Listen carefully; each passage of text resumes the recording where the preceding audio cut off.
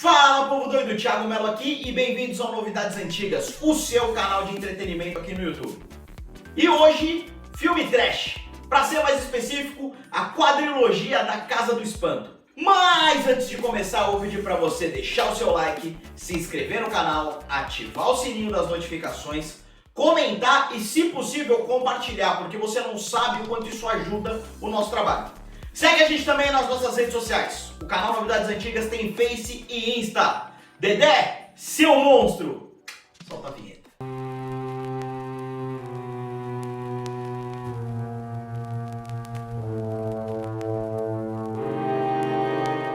Eu não sei vocês, mas quando eu era moleque, eu adorava ver filme de terror.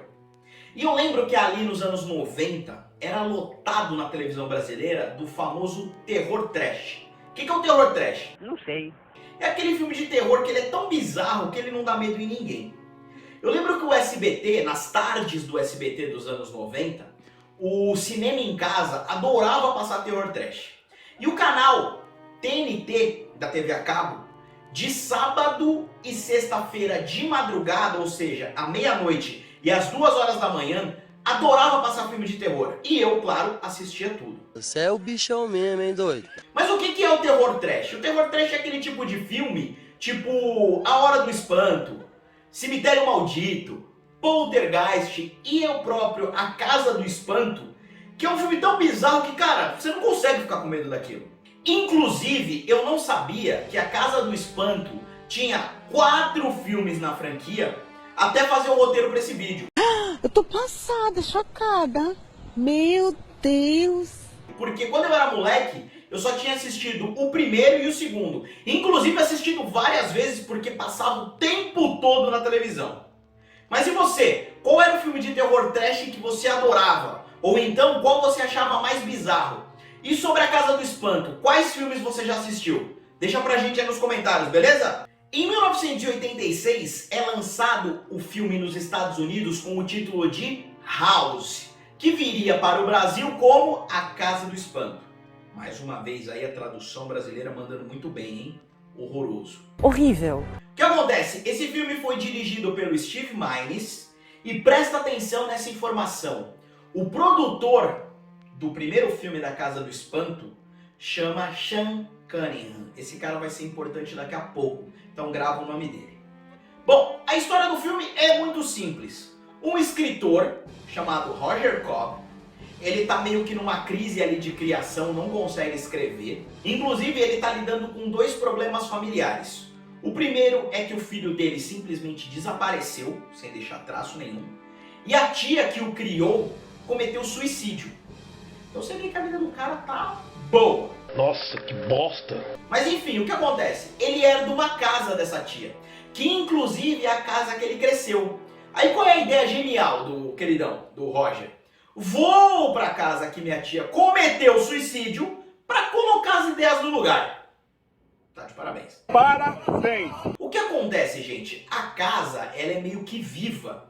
E aí toda vez que ele entra num cômodo da casa, aquelas casas antigas, cheias de quarto, toda vez que ele entra num cômodo, a casa transporta ele para uma porrada de memória que ele tenta evitar. Então, por exemplo, a casa mostra o filho dele desaparecendo, ele serviu na guerra do Vietnã, então às vezes ele vai entrar num quarto, ele tá dentro de uma selva, e aí a casa meio que força ele a confrontar os medos que ele tem, os pesadelos mais profundos. Apesar de eu achar esse primeiro filme ruim, muito ruim, ele fez até que um sucesso nos Estados Unidos e deu lucro. Inclusive ele foi passado no Brasil diversas vezes. Tanto que ele deu lucro lá nos Estados Unidos que teve uma sequência. Um ano depois do lançamento do primeiro filme, em 1987 é lançado House 2, The Second Story, que no Brasil acabou virando o quê? A Casa do Espanto 2. Gente, com certeza esse é o filme da franquia mais exibido no Brasil. O SBT então adorava passar esse filme. Mas enfim, o que acontece aqui? Eles trocam o diretor, agora o diretor é o Ethan Willie, e o produtor ainda é o cara lá do primeiro filme, o Sean Cunningham. Grava o nome desse pilantra. Mas enfim, o que acontece? Eles no segundo filme simplesmente ignoram a história do primeiro filme e contam uma história completamente diferente. Nesse caso, um rapaz chamado Jesse tem os pais assassinados, e aí ele resolve, junto com a namorada e um casal de amigos, retornar para casa onde os pais moravam. Bom, quando ele volta para casa, que é a casa onde ele cresceu e é onde os pais foram assassinados, ele descobre um quadro com o bisavô dele. Esse bisavô, inclusive, tem o mesmo nome dele, Jesse. E ele vê no quadro que o bisavô está segurando um crânio de cristal com os olhos de diamante. Aí o que ele e os amigos resolvem fazer? Porque jovem junto é isso, é bagunça. O que ele resolve fazer? Ele resolve desenterrar o bisavô para ver se o crânio tá com ele. Porque ele queria roubar o crânio de cristal e os diamantes. Ladrão! Qual é o problema? O bisavô ainda tá vivo, se manteve conservado por causa do poder do crânio. E aí o morto-vivo começa a morar com eles na casa. Super normal. O que acontece? Como o bisavô ressuscitou, o principal inimigo dele lá da época do Velho Oeste, porque o bisavô dele morava no Velho Oeste, o principal rival do bisavô dele volta e quer roubar o crânio de cristal. No meio dessa zona toda, o menino descobre que quem matou os pais foi o rival do avô, e aí ele quer vingar a morte dos pais. De novo, a casa aqui ela continua criando portais entre o tempo e o espaço. Inclusive tem uma cena onde o bisavô lá, o velho doido que foi enterrado com o crânio de cristal, ele explica para o menino que a casa é um templo e que ela dá acesso a diversos lugares no tempo e no espaço para que uma pessoa comum consiga viajar.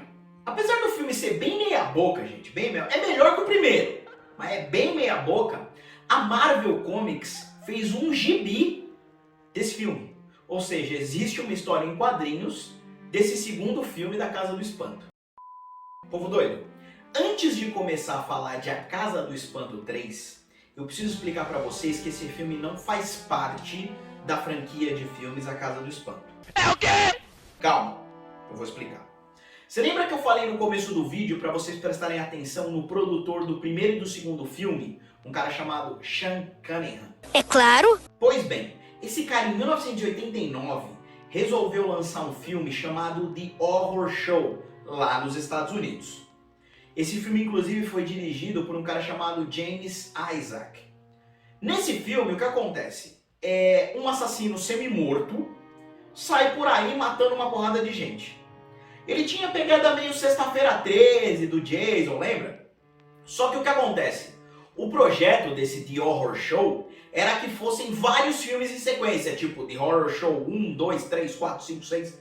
Ia ser tipo pra sempre, porque os filmes naquela época tinham essa pegada. Tipo 8 filmes, 9 filmes, era um delírio.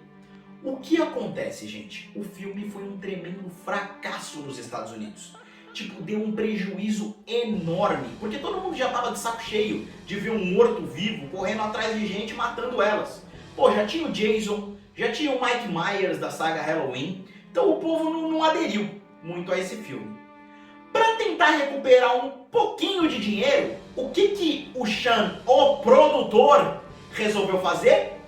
Fora dos Estados Unidos, ele lançou o filme como House 3, ou seja, A Casa do Espanto 3. Mesmo sabendo que o filme não tem nada a ver com os dois últimos filmes da Casa do Espanto. O filme nem se passava dentro de uma casa, para vocês terem uma ideia.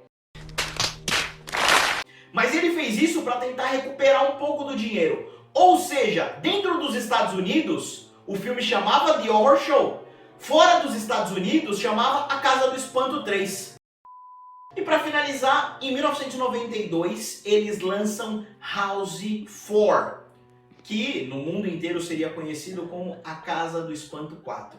Detalhe, nos Estados Unidos isso gerou uma certa confusão, porque lá nunca teve uma Casa do Espanto 3.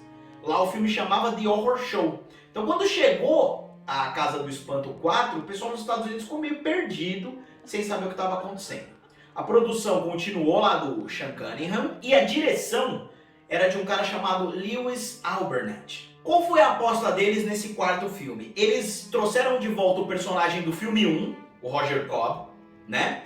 E apostaram tudo que o povo ia adorar ver o Roger Cobb de volta, porque o primeiro filme foi o que fez mais sucesso. Muito bem, erraram completamente. Por quê? Eles trazem o Roger Cobb de volta E agora, inexplicavelmente, ele tem uma esposa e uma filha adolescente. Sendo que lá no primeiro filme não tinha nada disso. E aí o que acontece? Ele era de uma casa dos pais que morreram. Inclusive eu vou te contar, o rapaz para chamar a morte, igual esse Roger Cobb. Foi a tia, o filho, agora os pais. Pois bem, ele era dessa casa e ele tem um meio-irmão que quer a casa de qualquer jeito. E o Roger não quer vender. Então ele contrata mafiosos para assustar o Roger para vender a casa. O detalhe, gente, é que os mafiosos é tipo os trapalhões assim. Eles caem sozinhos, eles fazem piadinhas que não tem graça. É uma loucura.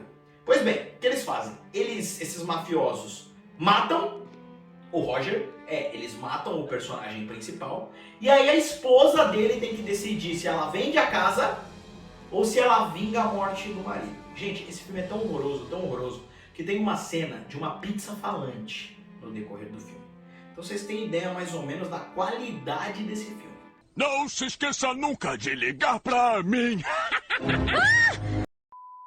Bom, gente, nós escolhemos esse tema da Casa do Espanto para relembrar um pouquinho do que foi o terror trash ali nos anos 90 e começo dos anos 2000 aqui no Brasil. Como eu falei lá no início, eu só assisti a Casa do Espanto 1 e 2, sendo que o meu favorito é a Casa do Espanto 2. Vale a pena citar aqui também que se você nunca viu a Casa do Espanto, não veja, porque é um filme sem qualidade nenhuma. Só vale a pena assistir quem assistiu lá nos anos 90 e quer meio que sentir um saudosismo, né? Matar um pouco a saudade daquela época. Mas se você está procurando um filme de qualidade, a quadrilogia da Casa do Espanto não é pra você. Mas fala aí pra gente, você já assistiu um dos 4? Qual é o seu favorito? Deixa pra gente aí nos comentários. Ô, sem noção! Tô aqui para lembrar de novo do nosso sorteio de Cavaleiros do Zodíaco fase clássica. 114 primeiros episódios, do episódio 1 ao final da saga de Poseidon com dublagem clássica da Manchete. A gente tá sorteando, mas o sorteio só vai acontecer quando a gente chegar a 1000 inscritos. Então, né, ajuda a gente, eu tô cansado de pedir esmola aqui, mas ajuda a gente, compartilha para todo mundo, porque esse é só o primeiro de vários sorteios que a gente quer fazer para vocês. Só que para fazer os outros, tem que terminar com esse. 1000 inscritos, hein, ô preguiçoso? Ajuda aí. É isso aí, povo doido. Eu espero que vocês tenham gostado do nosso vídeo sobre o filme trash A Casa do Espanto. Na verdade, os 4 filmes da Casa do Espanto. E se você gostou, pô, deixa o like, se inscreve no canal e ativa o sininho para o YouTube recomendar os nossos próximos vídeos. Aproveita e comenta aqui no YouTube ou nas nossas redes sociais quais temas vocês querem para os nossos próximos vídeos. Lembra sempre que a sua participação é de extrema importância para o futuro e sucesso do nosso canal. Beleza? Fui!